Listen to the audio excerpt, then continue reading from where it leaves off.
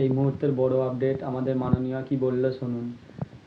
যে সমস্ত লোকেরা এসসি সার্টিফিকেট ভুয়ো বা যাদের এসসি সার্টিফিকেট পাওয়ার যোগ্য নয়, অর্থাৎ তারা পেয়েছে কিন্তু সঠিক প্রাপক যারা তারা পায়নি, তাদের ক্ষেত্রে জেলের হুমকি দিলেন। ও যারা তাদের এসসি সার্টিফিকেট পাইয়ে দেওয়ার জন্যে হেল্প করেছেন ও তাদেরকেও জেলে দেওয়ার জন্য হুমকি দিলেন। শুনুন আমাদের মাননীয় কি বললো। ধন্যবাদ। আদিবাসীদের কর্মসংস্থানও দিতে চায় এই সরকার।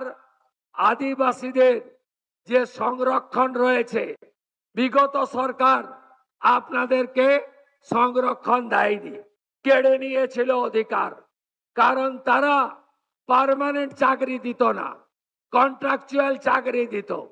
আপনারা তাকিয়ে দেখবেন যত কন্ট্রাকচুয়াল চাকরি দিয়েছে সেখানে শিডিউল কাস্ট এবং শিডিউল ট্রাইবের সংরক্ষণ নীতি মানা হয়নি।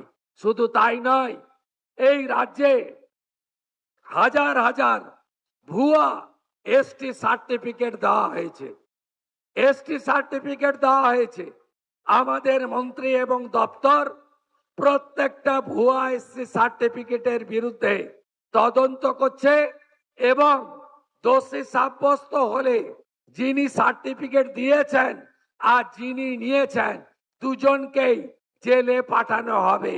আদিবাসীদের সার্টিফিকেট 2 নম্বরই করতে এই সরকার, ভারতীয় জনতা পার্টির সরকার দেবে না, এটা আপনারা নিশ্চিন্ত থাকতে পারেন।